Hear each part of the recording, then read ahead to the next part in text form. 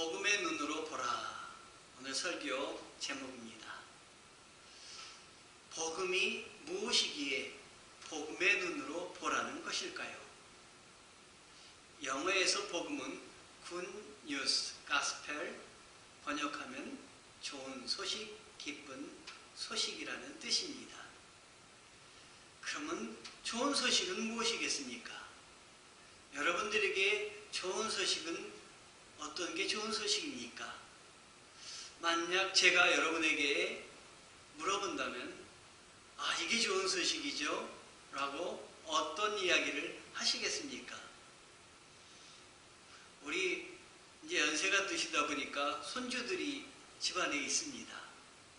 만약 손녀가 유명 기획사에 스카우트 되어서 트로트 신동으로 9살 이전에 TV에 출연을 하게 됐다면 기쁜 소식입니까? 좋은 소식입니까?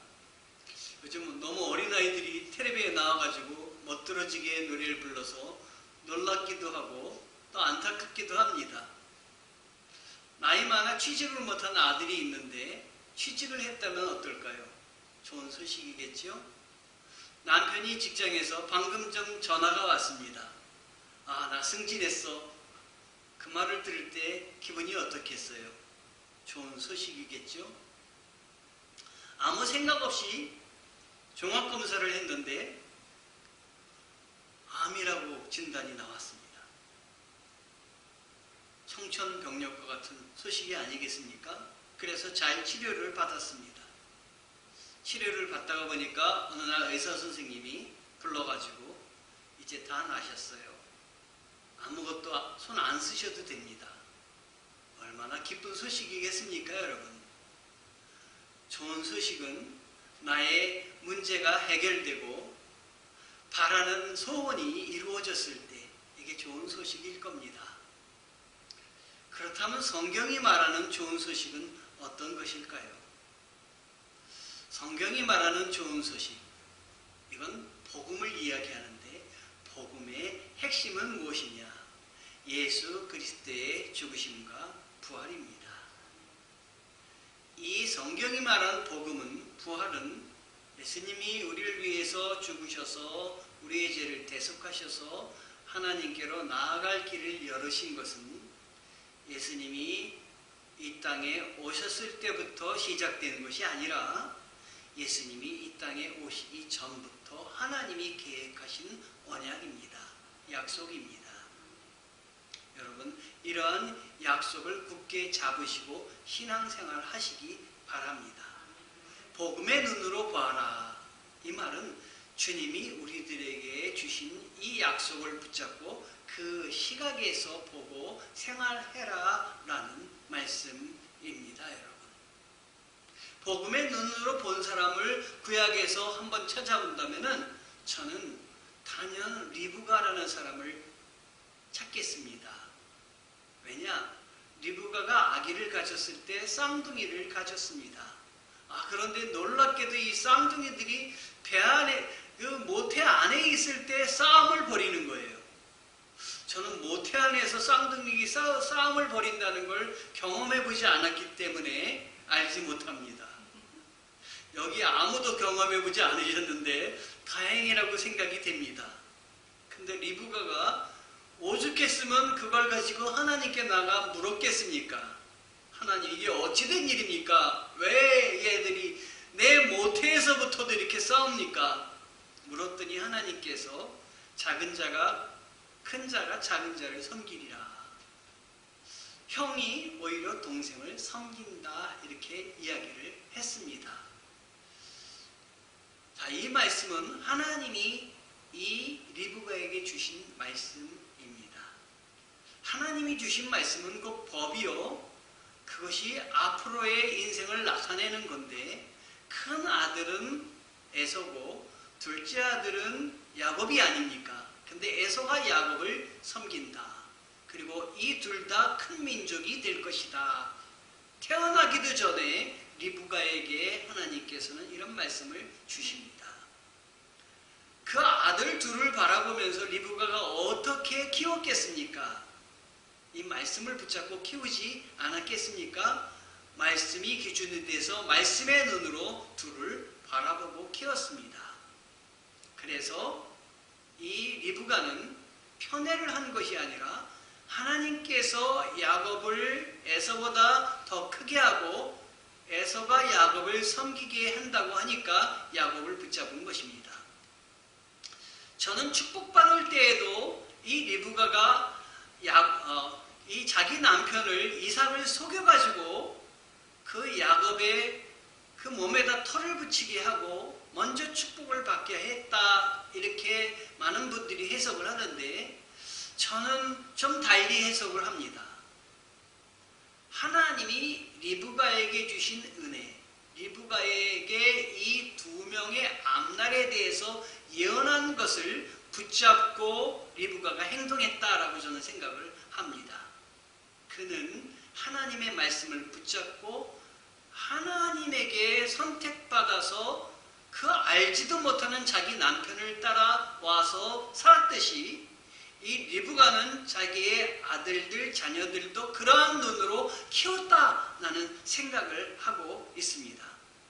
그래서 그의 행동이 옳지는 않았지만 하나님께서 미리 그에게 주신 그 눈과 그 마음을 가지고 그 시각으로 자녀들을 길렀다라고 생각을 합니다. 여러분들도 하나님 앞에 온전히 하나님이 나에게 주신 말씀 붙잡고 그 말씀의 눈으로 여러분이 살아나가시기를 바랍니다. 그런데 그 말씀의 눈의 핵심이 저는 복음이다 라고 생각을 하기에 복음의 눈으로 봐라 라고 말씀을 드리는 것입니다. 복음의 눈으로 생각하고 보시고 말하시고 행하시는 여러분 되시기를 바랍니다.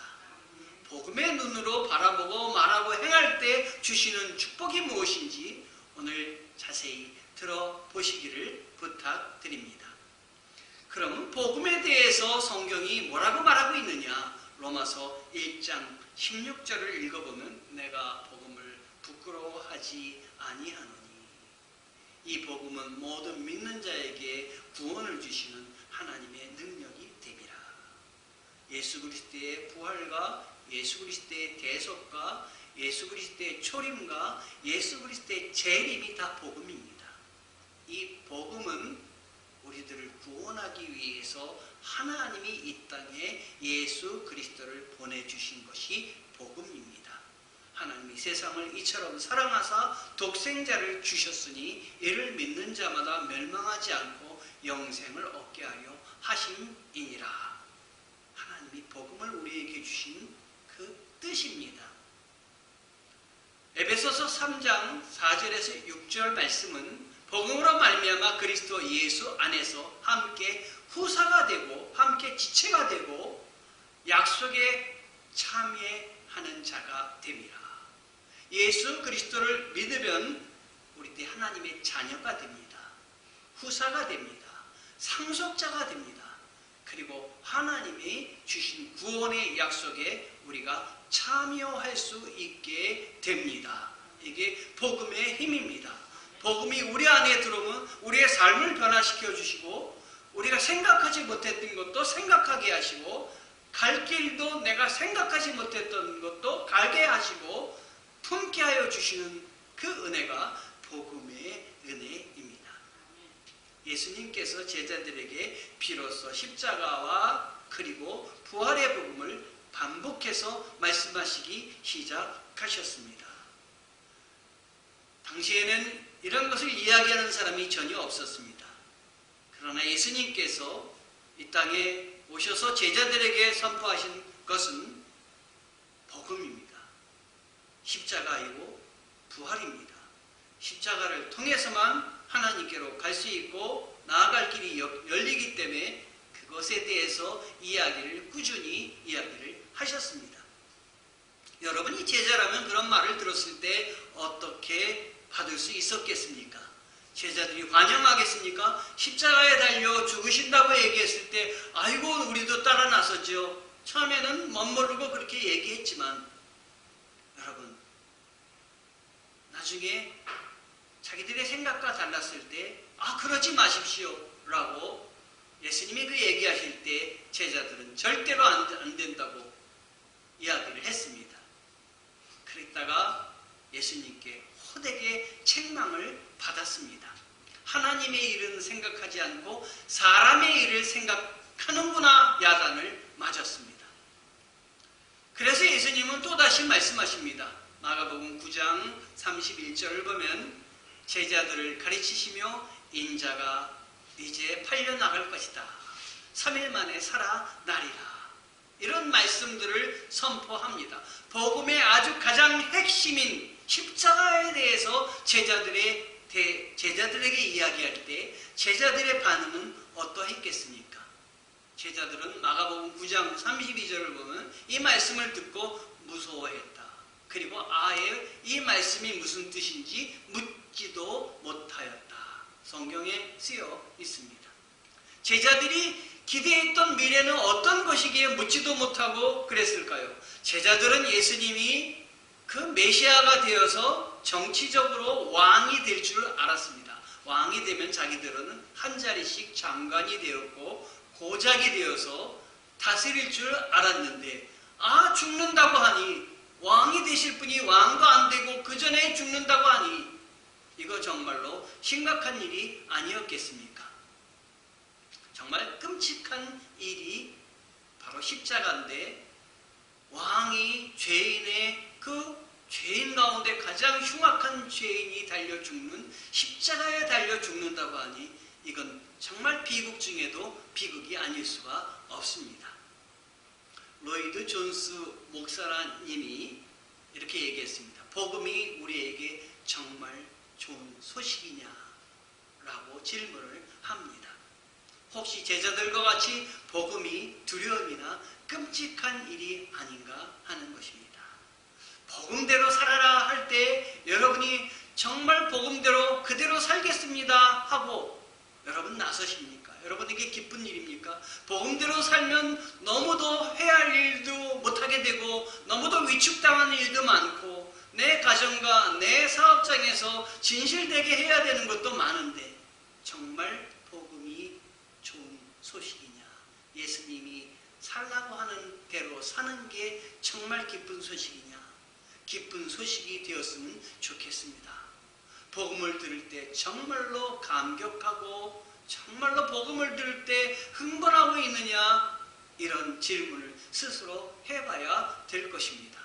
여러분이 세상 일과 가정 일과 여러 가지 일들을 하면서 기쁘고 흥분이 되고 즐겁습니까?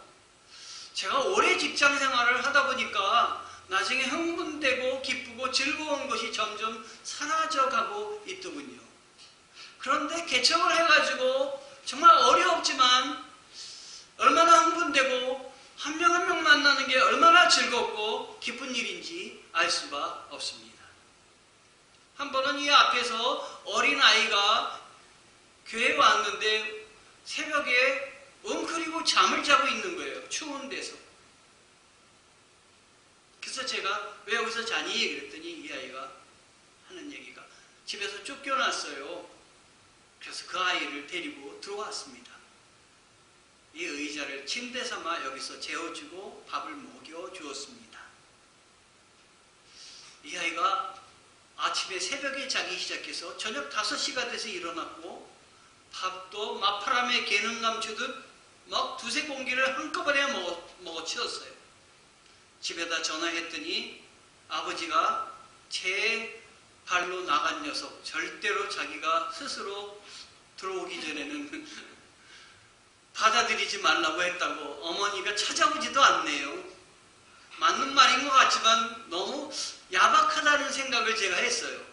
그래도 엄마는 와서 살펴봐야 되지 않나. 이 아이 그래서 제가 여기다 재우면서 저도 같이 잤습니다.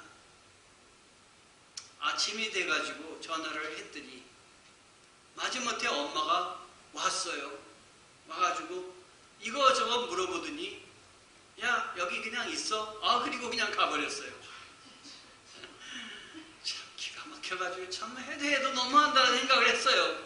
그래가지고 또 저녁까지 또 데리고 있다가 또 안 돼서 전화를 했더니 마음이 풀렸는지 얘를 데리고 가더라고요. 그래서 집에 가서 야 이거 얻어맞으면 어떡하나 싶어가지고 전화를 했더니 막 왁자지껄 소리가 나는 거예요. 그래서 무슨 일인가 했더니 집에 들어왔다고 얘 잔치 벌여준다고. 그래서 제가 하나님 이 아이를 미래를 붙잡아 주십시오 기도를 했더니 하나님이 당장 붙잡아 주셔서 아버지를 선보신 것 같아요. 그런데 이웃에 있는 그 사업장의 분이 그걸 보면서 목사님 집에서도 포기한 사람 왜 붙잡고 계세요? 그러는 거예요. 그런데 제 마음속에 똑같은 마음이 있겠지만 제 마음속에 개척하면서 제 마음에 무슨 마음을 주셨냐? 복음의 눈으로 보는 마음을 주셨어요. 복음이 뭡니까? 가난하고 외롭고 쓸쓸하고 힘 없는 정말 이 가운데 죄 가운데 빠져서 하나도 기쁘게 살아가지 못하는 사람에게 우리 예수님이 오셔서 평안을 주시고 기쁨으로 즐겁고 천국을 향해서 나아가게 하나님 나라를 바라보며 나아가게 해주신 것이 복음이 아닙니까 여러분? 그래서 제가 뭐라고 말씀드려요? 사장님 이 아이가 엄마도 포기하고 아빠도 포기했는데 아무도 이 아이를 붙잡아 줄 사람이 없다면 이 아이가 나중에 뭐가 되겠습니까? 교회라도 붙잡아 줘야 되지 않겠습니까? 그러면 나중에 이 아이가 정신을 분명히 차릴 때가 있는데 나이가 들 텐데 그때 교회가 붙잡아 준 거 기억하지 않겠습니까? 그러면 이 아이가 누굴 바라보겠습니까? 하나님을 바라보지 않겠습니까? 저는 그러기를 위해서 이 아이를 잡아준 것입니다. 제가 잡아줬지만 제가 재워준 것은 제 몫이고 이 아이를 일으켜 세우신 건 하나님의 몫입니다. 도와주시옵소서. 제가 기도를 했습니다. 그 아이 그 이후로 연락이 없습니다. 또 전화번호도 모릅니다. 그러나 저는 이 아이 하나님이 붙들어 주셨다 믿습니다. 복음을 모르면 복음이 좋은 소식이라고 아무리 말해도 기쁨이나 감격이 있을 수 없습니다. 복음을 믿는다고 하는 우리가 복음에 아무런 감동이 없는데 어떻게 세상 사람이 복음으로 감격할 수 있을까요? 여러분의 가정에 여러분의 그 주님께로 이끌 사람이 여러분에게도 있다면 먼저 복음을 붙잡으시고 낮아지시고 겸손하시고 따뜻한 말 한마디를 더하십시오. 교회 다니면서 여러분의 행동은 하나도 바뀌지 않고 복음을 붙잡고 있지 않다면 교회 다니는 여러분의 모습, 우리의 모습을 우리 주위에 있는 전도 대상자가 절대로 받아들이지 않을 것입니다. 며칠 전 한 지인을 제가 만났습니다. 교회에는 오래 다녔는데 그리고 헌금도 하고 예배도 빠짐없이 드리는데 아주 가까운 지인이니까 저한테 자기 속마음을 내놓고 이야기하는 거예요. 나는 사실은 교회 열심히 다니고 예배도 열심히 드리지만 하나님이 살아계시다는 것을 몰라. 그 순간 제가 좀 충격을 받았어요. 그러면서 하는 얘기가 하나님이 한 번이라도 나에게 보여주셨으면 좋겠어. 이 말씀에 하나님이 함께 하신다는 것, 하나님이 살아계신다는 것, 말씀에 그냥 다 뒤져보면 다 나오는데, 그걸 안 뒤져보니까 모르는 거 아니겠어요?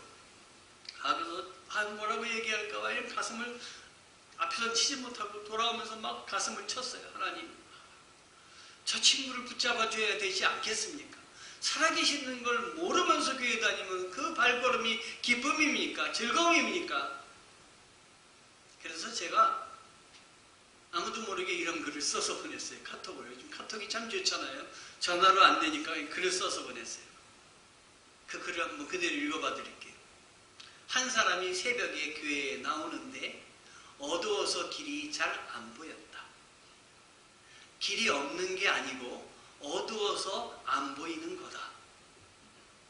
없는 것과 안 보이는 것은 다르다. 하나님은 없는 게 아니고 안 보이는 거다. 그런데 하나님이 안 보인다고 마치 없는 것처럼 살아간다면 그건 크게 너한테 실수하는 거다. 아주 짤막하게 이렇게 보냈어요. 그런데 놀라운 답변이 왔어요. 이렇게 왔어요. 나에게 보내는 글이네. 알아차렸어요. 그리고 뒤에다가 자기가 또 도장을 팡 두 글자로 찍었어요. 맞다. 저는 이 말로 그가 안 보이지만 하나님이 살아계신 걸 볼 수 있게 되기를 바라면서 복음의 시각으로 바라보고 복음의 시각으로 말한 거예요. 그래서 하나님께 제가 알고 있는 이 사람에게 복음의 눈을 좀 가졌으면 좋겠다 생각이 들어서 말한 거예요. 여러분, 복음의 눈으로 바라보고 복음의 눈으로 말하는 게 아무리 어려운 상황에서도 복음의 눈을 갖는 건 정말 은혜입니다. 엘리사가 적군이 막 쳐들어왔잖아요.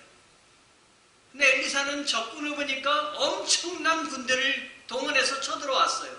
근데 엘리사는 하나도 걱정이 안 돼요. 왜? 하나님 눈에, 엘리사 눈에 하나님이 천군 천마를 데리고 뒤에서 지키고 있는 걸 보여주셨어요. 성경에 나오잖아요. 그렇죠? 옆에서 엘리사에게 수정드는 게하시는 벌벌벌벌벌 떠는 거예요. 이거 어떡하지? 이거 어떡하지? 어떡하지? 그래서 엘리사가 기도를 합니다. 하나님, 저 게하시의 눈을 열어주소서. 여러분, 게하시의 눈을 열어주소서. 이건 뭡니까? 하나님 게하시에게 복음의 눈을 주시옵소서.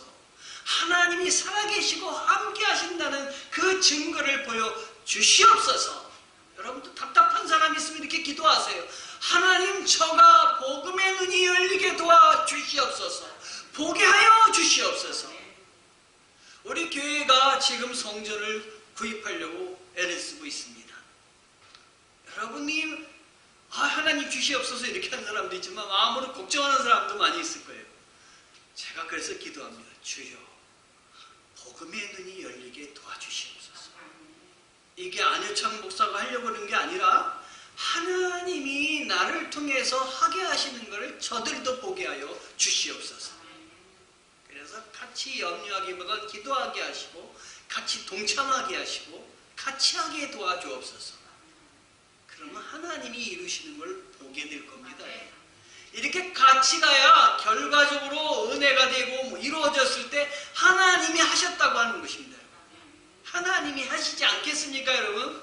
하나님이 시작하신 일이 하나님이 함께해 주실 줄 믿습니다. 제가 지난 월요일부터 예배를 드리러 가려다 예배는 못 드리고 말씀을 보냈어요. 이렇게 약속이 어떻게 잘 안 돼가지고. 근데 그 말씀 중에 선한 일을 시작하신 분께서, 시작하신 분은 하나님이십니다. 마칠 때까지 함께 하실 줄 믿습니다. 내가 어려울 때도, 내 몸이 아플 때에도 치료하게 하시고 수술하게 하시는 분은 누구냐면 하나님이세요. 그거 시작하신 분이 하나님이십니다. 선한 일을 시작하신 우리 주님께서 그 일을 마칠 때까지 함께하여 주실 줄 믿습니다. 아멘. 우리는 성경이 말하는 복음의 의미가 무엇인지 분명히 알아야 합니다.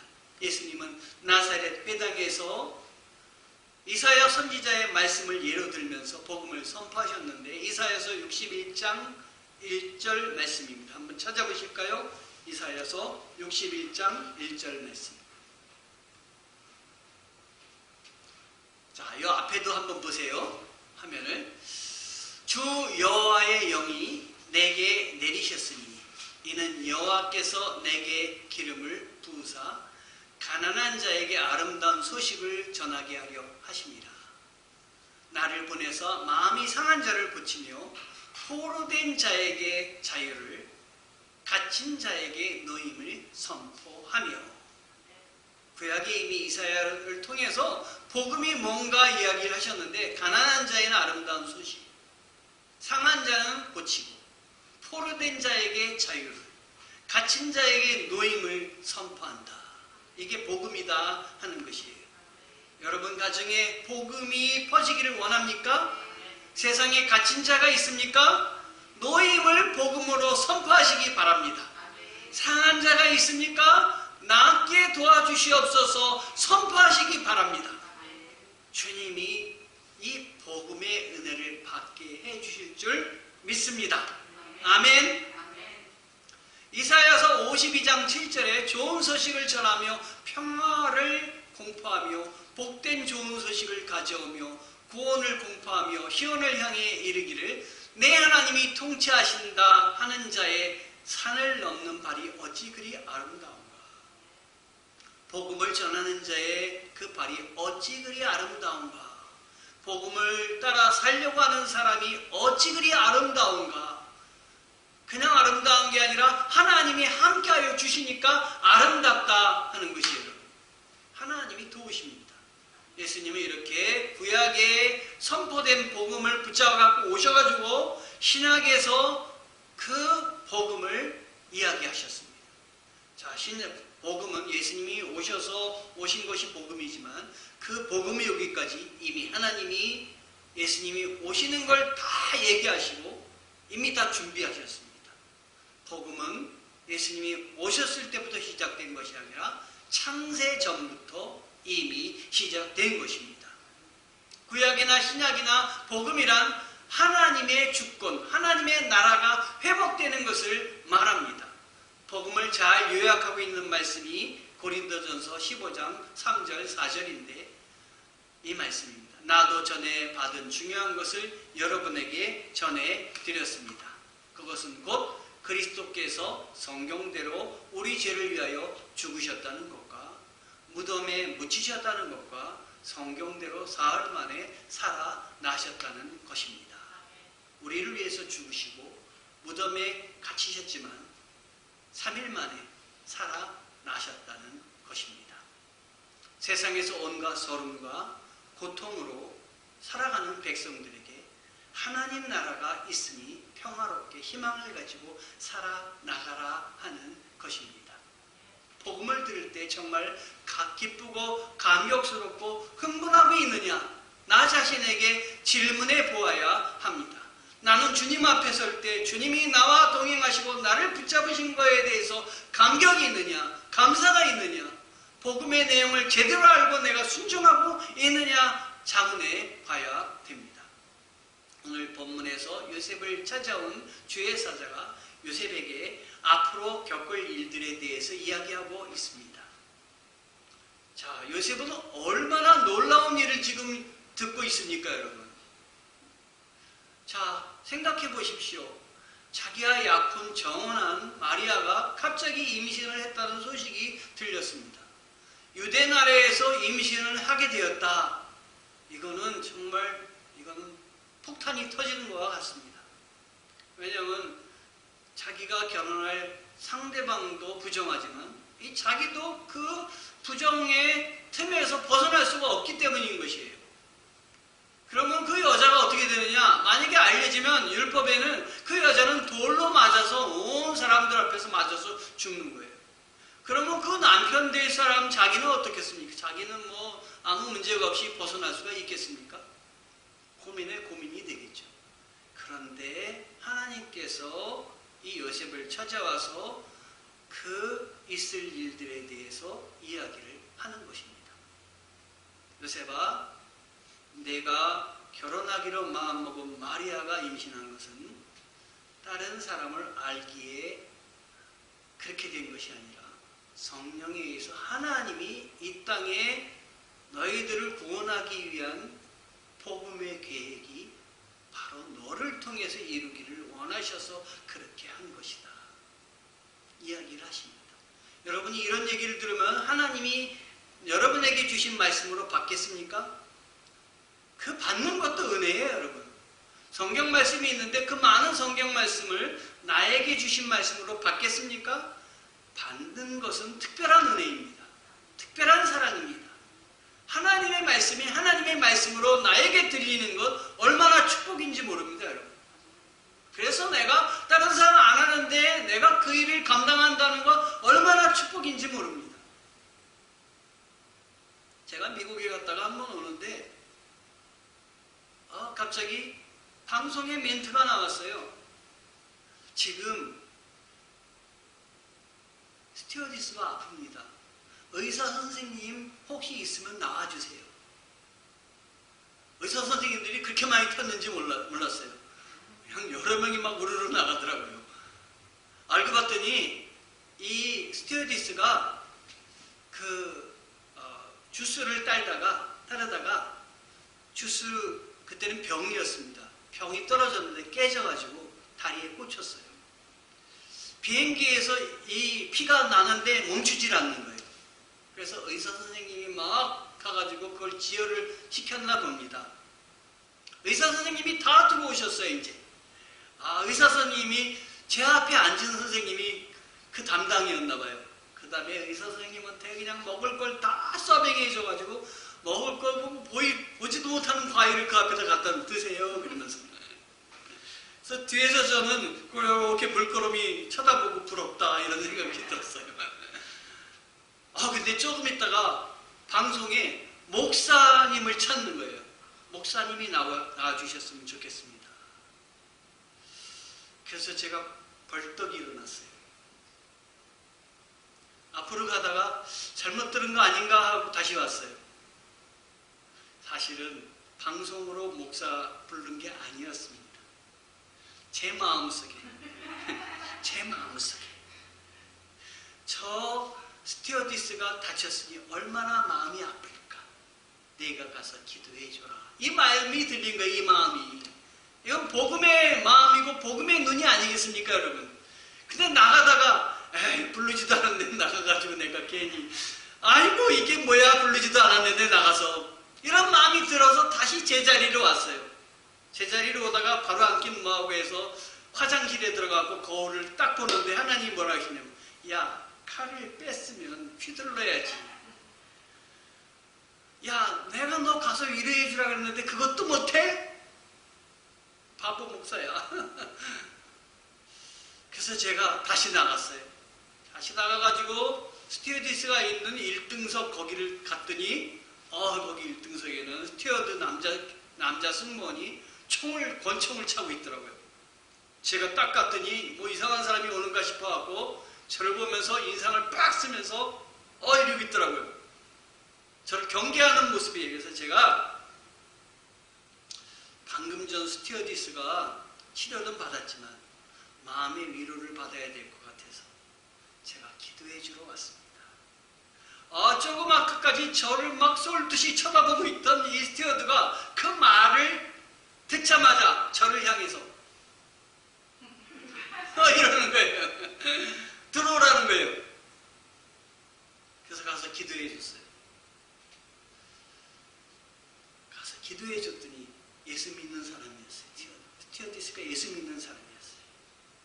제가 머리에 손을 얹고 기도를 하는데 그냥 눈물을 쏟는 거예요. 제 이름은 물어봐 주지도 않아요. 어디에 목사님이신지 여쭤보지도 않아요. 눈물만 흘리는 거예요. 기도해주고 나왔어요. 제가 기도해준 사람이 누군지도 알지도 못해요. 제 자리에 와서 딱 앉았는데 하나님이 잘했다, 안 목사야, 그러시는 거예요. 그런데 아까는 막 과일도 갖다 주고 막 갖다 주더니 이번에는 아무것도 갖다 주는 게 없는 거예요. 여러분, 저는 아무 대우도 못 받았어요. 그러나 하나님이 대우 받으셨을 거예요. 하나님이 그때 이 스튜어디스에게 내가 어려울 때 어떤 목사님이 오셔서 기도해 주셨는데 하나님이 나를 찾아주셨다, 이렇게 생각하리라고 저는 생각을 해요. 복음의 눈으로 보고 복음의 눈으로 결심하시고 하나님이 복음의 눈으로 여러분에게 마음을 주신 것은 실천하시기 바랍니다. 마태복음 1장 21절에 아들을 낳으리니 이름을 예수라 하라.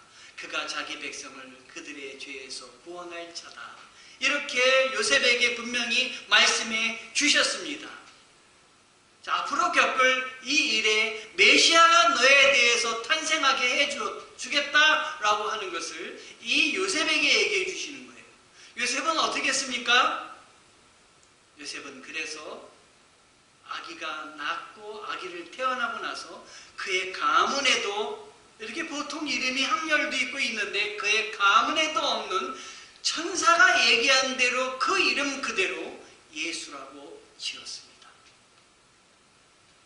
요셉은 다른 사람은 모르더라도 너는 복음의 눈으로 내가 너의 약혼한 사람에게서 낳을 그 아기 보호하고 마리아를 보호해라. 복음의 눈으로 그 아기를 바라보고 준비해라 하는 말씀에 순종하였습니다. 만약 복음의 눈으로 마리아를 바라보지 않았다면, 그 임신을 바라보지 않았다면 그는 조용히 파혼하려고 했다 그랬어요. 아주 훌륭한 사람이에요. 조용히 파혼하려고 한 것도 거기까지 훌륭한 사람이에요. 그런데 사람에게는 훌륭하게 보였지만, 아주 훌륭한 일을 하였지만 과연 하나님에게도 훌륭한 일을 했다고 받아들여질까요? 하나님은 내가 다 막을 수 있는데 왜 내가 안 막았어? 내가 할 수 있는데 왜 마리아를 그렇게 그 고통의 구렁텅이로 몰아냈어? 넌 자비도 없는 그런 사람이야. 이렇게 하나님이 그를 이야기하지 않았을까요? 죽음으로 몰 수도 있었는데 파혼하지 않고 남모르게 파혼하지도 않고 세상에 훌륭한 사람이란 말을 듣기 전에 나는 세상에서는 혹시라도 나는 손가락질 당해도 나는 하나님의 일을 보호하며 하나님이 나에게 명하신 건 붙잡고 나아가겠습니다. 그래서 예수 그리스도를 통해서 이루시고자 하는 구원의 길을 이 요셉이 닦아냈습니다. 하나님은 요셉이 그냥 세상에서 의로운 사람으로 남기를 원하지 않으셨습니다. 복음의 눈으로 살아라. 복음의 마음으로 살아라. 사람들보다 하나님이 원하시는 그것을, 그 시각을 가지고 그 뜻을 가지고 살아라 이야기하셨습니다. 여러분, 이사야서를 읽어보면 이사야서는 당대에 있는 잘못들을 신랄하게 지적하고 비판하지만 이사야는 또한 희망의 메시지를 전하는데 그것은 새하늘과 새 땅, 이 마지막에 있을 일, 보지도 않은 일, 그걸 예언하고 있습니다. 복음의 눈을 하나님이 이사야에게 주셨기 때문에 지금 현재만 바라볼 뿐이 아니라 현재 없는 일도 예언하고 있는 거예요. 하나님이 여러분들에게도 그런 마음 주시기를 원합니다. 하나님이 도와주실 줄 믿습니다. 이렇게 복음의 눈으로 살겠다고 결단한 이 요셉에게 하나님이 주신 약속은 임마누엘의 약속입니다. 임은 함께라는 뜻이에요. 마누는 우리라는 뜻이에요. 엘은 하나님이라는 뜻입니다. 우리 하나님이 너와 함께 하신다. 우연히 이루어지는 일이 아니라 구약에서부터 우리 인간을 구원하기 위해서 계획한 일, 임마누엘이 바로 요셉 너에게 임하는 것이다 라는 것입니다. 순종하는 자에게 임마누엘의 하나님이 함께하여 주실 줄 믿습니다. 우리가 교회를, 성전을 구입하기 위해서 순종하며 여러 가지 일들을 할 때 다른 사람이 느끼지 못하는 것을 체험하게 되는데 바로 임마누엘입니다. 하나님이 동행하시고 하나님이 하시는 모습을 보게 될 것입니다. 아멘. 요셉, 나는 임마누엘이다. 내가 너와 함께 할 것이다. 혼자가 아니니 나를 믿고 따라라. 두려워하지 말아라. 내가 너를 통해서 이루는 계획을 내가 이루기를 원한다 하는 것입니다. 요셉은 이 말씀을 듣고 마리아를 아내로 맞아들였습니다. 제가 올해 뽑은 말씀이 여호수아 1장 9절 말씀입니다. 내가 내게 명령하지 않았느냐? 강하고 담대히 하여라. 두려워하지 말고 낙심하지 말아라. 내가 어디로 가든 여호와 내 하나님이 너와 함께 할 것이다. 임마누엘의 하나님이 나와 함께 하리라는 걸 약속을 주셨어요. 여러분들도 올해 받은 말씀이 있죠? 굳게 붙잡으시기 바랍니다. 무슨 일인지 내 판단과 내 생각으로 일을 하지 말고 하나님이 주신 말씀을 붙잡고 승리하시는 여러분 되시기를 바랍니다. 너무 속단하면 이를 그르칠 수가 있습니다. 원치 않는 상황에 처할 때도 하나님이 동행하심을 믿으시기 바랍니다. 제가 86장 찬송을 너무 좋아합니다. 내가 늘 의지하는 예수. 내가 늘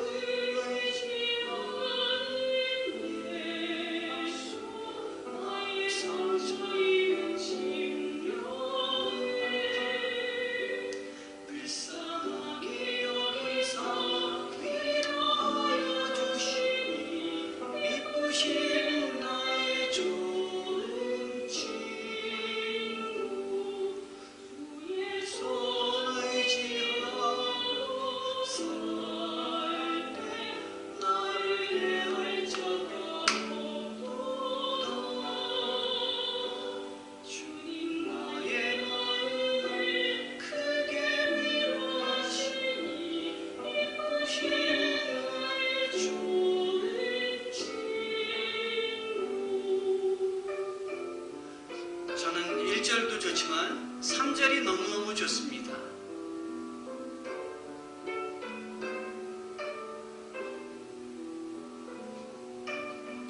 3절은 내가 요단강 건너가면 마음이 두려워서 떨 때도 주가 인도하시니 어찌 두려워하랴.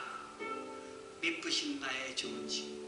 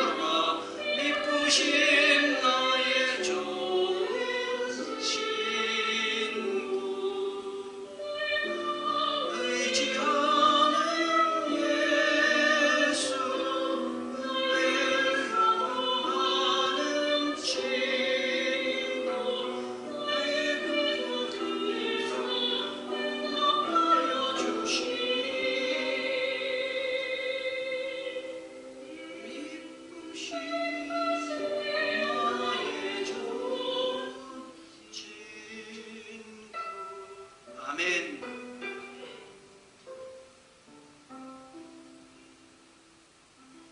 제가 임종을 앞둔 사람에게는 이 찬송을 가사를 들어드립니다. 하나님, 요단강 건널 때에도 두려워 떨리지 않게 도와주시옵소서. 천국이 복음이 되게 하시고 기다려지게 하시고 사모하게 도와주옵소서. 좋은 때에는 기뻐하고 어려운 때에는 생각하여라. 하나님은 좋은 때도 있게 하시고 나쁜 때도 있게 하시고 그러기에 사람은 제 앞을 알지 못한다. 전도서 7장 14절 말씀입니다. 오늘 말씀을 통해서 한 사람 요셉이 순종한 것을 여러분 보셨습니다.